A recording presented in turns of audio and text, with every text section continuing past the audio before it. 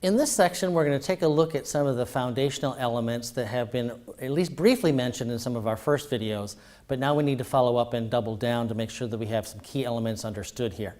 One of the key elements as we look at different societies and cultures in Western civilization is when we're looking especially at the idea of faith and religion and religious practices, we generally try to divide civilizations into two groups.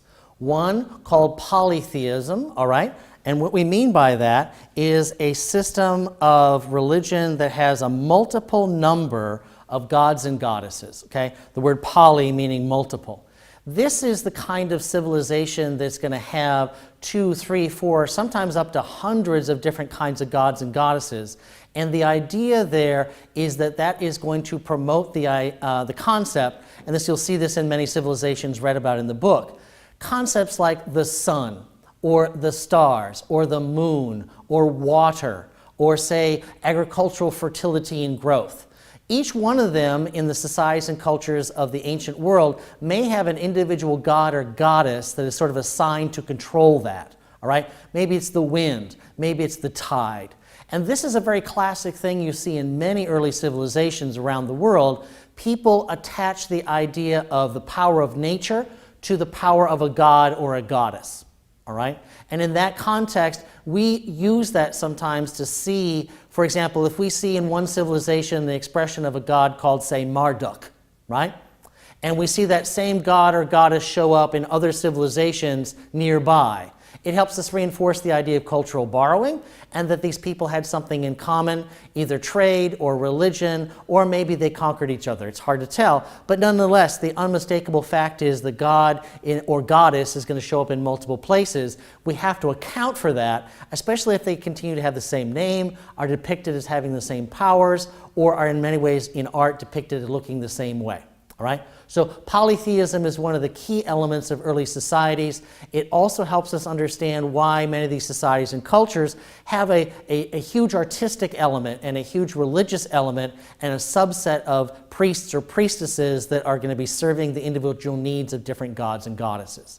It will also help us understand, in many places, the massive amount of palace and or religious construction of temples and sacred sites that are going to be staffed by a significant number of priests or priestesses.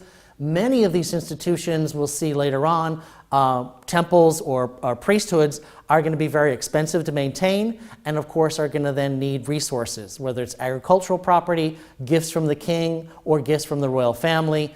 The establishment in civilization of organized religion is one of the elements that historians will use to understand and categorize different kinds of civilizations. A second kind of religious idea is much less common in the ancient world, but will be developed. It's the concept of monotheism. What we mean by that is that there's one god or goddess that is in charge of everything. And the gods or goddesses are not going to be chopped up and controlling different things. A sun god, a god of the sea, a god of wind, or the goddess of love, or goddess of fertility. We're going to see instead the formation of religious ideas that are all the powers of the earth, all the powers of the universe are wrapped into one entity, one deity, one god or goddess, depending on the culture. Now, what's interesting in the contrast between the polytheist and the monotheist viewpoint is when we look in the ancient world, almost every society that we can encounter is polytheistic, and we'll talk about many of them as we move forward.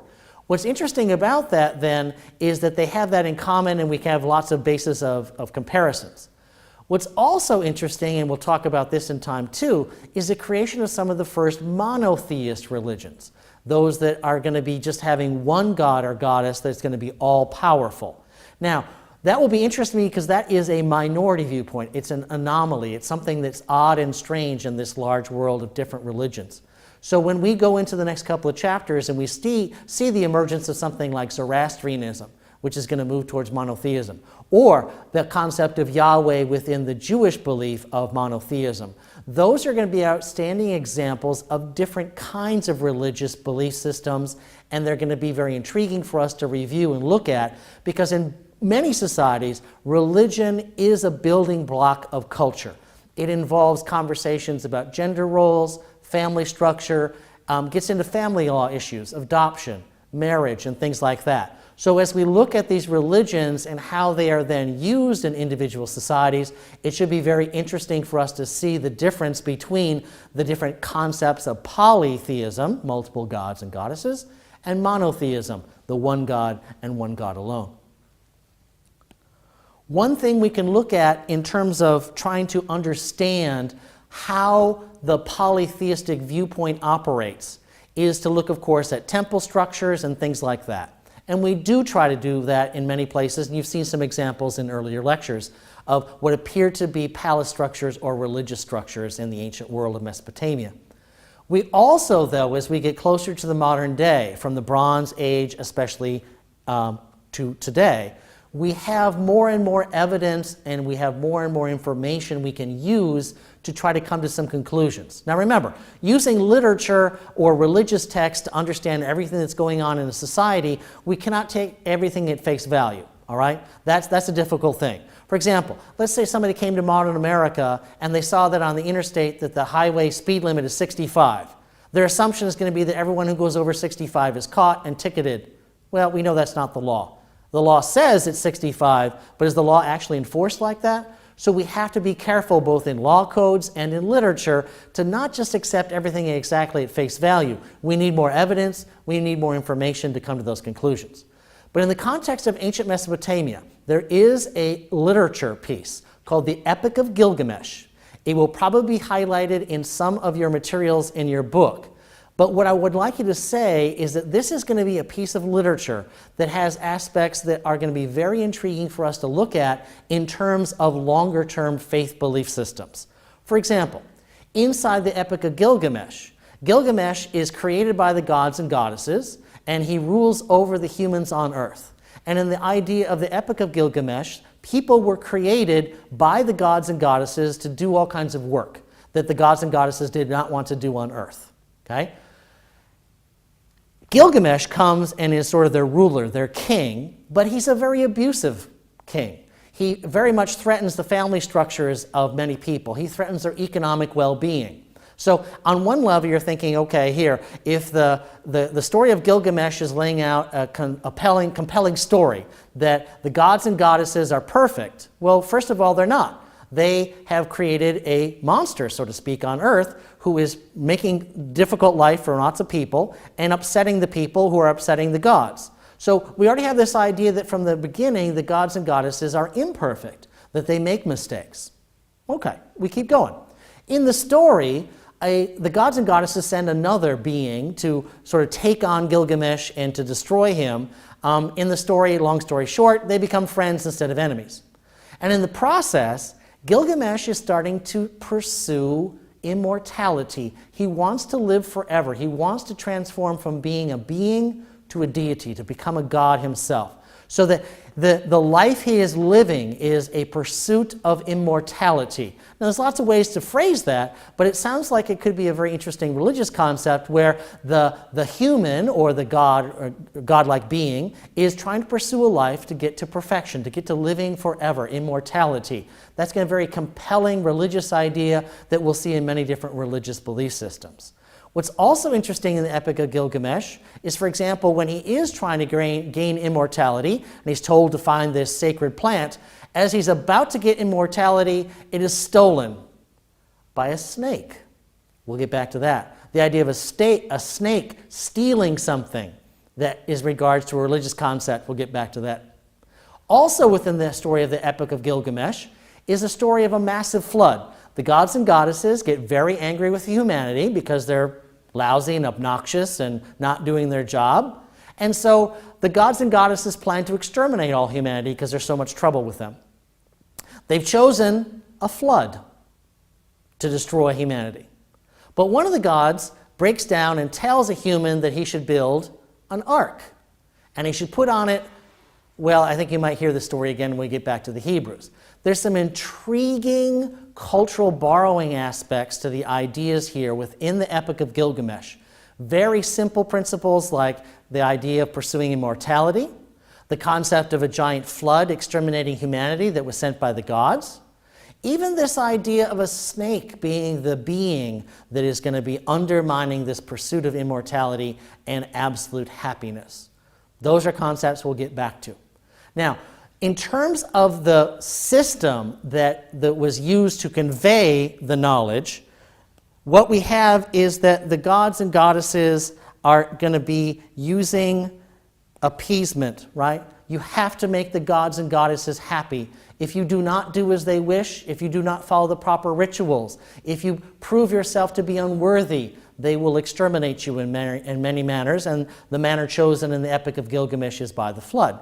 But it also sets up the idea that the pursuit of faith in some of these early polytheistic societies is a pursuit of ritual, doing what is necessary to make the gods or goddesses happy through their palace, through their royal family, through the different functions of temples, right? And in many cases, we see lots of evidence of ritualistic offerings, fruit or animals, athletic games, poetry or drama contests. We'll see this in many different ways in the ancient world, but the concept is clear.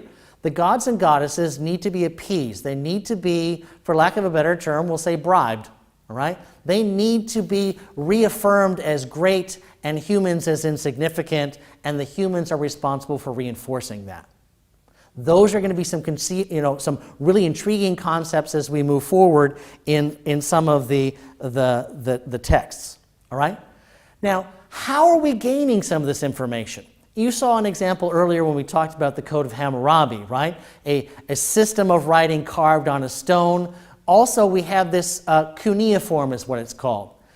The long story short here is that we have lots of examples of this writing system because the way it worked was a scribe, someone who knew how to write these symbols, was able to take a piece of moist clay and with this sort of wedged-pieced stylus, right, this wedged stylus, create symbols that equated with ideas or words. Now, in the very beginning of writing systems, the earliest ones we seem to encounter, and this is called cuneiform, all right? This is cuneiform. In this early writing system, unless you can read what the symbols mean, I mean, on one level, every time I look at this, I think a sparrow walked through some mud puddle and left behind some little prints. It doesn't seem to make any sense. But if you look at it more closely and you understand what they're trying to do here, the scribe is creating what in the first series of things is called a pictograph.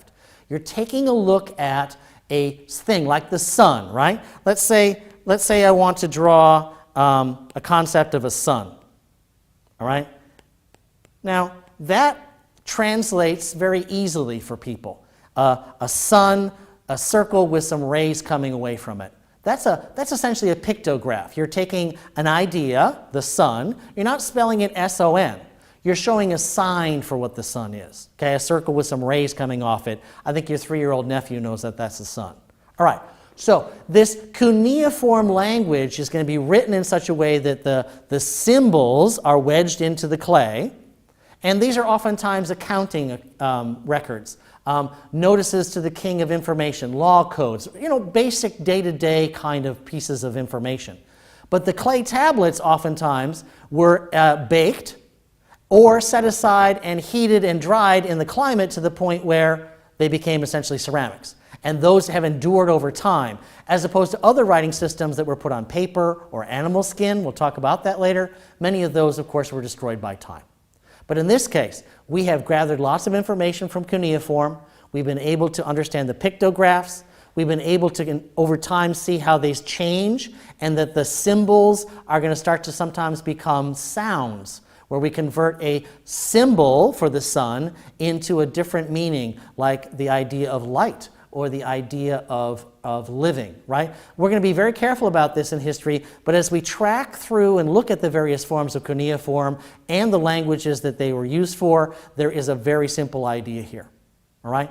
So please go back into your textbook, make sure you review this section again, and of course take a good look at your practice questions in regards to this key element in early civilization.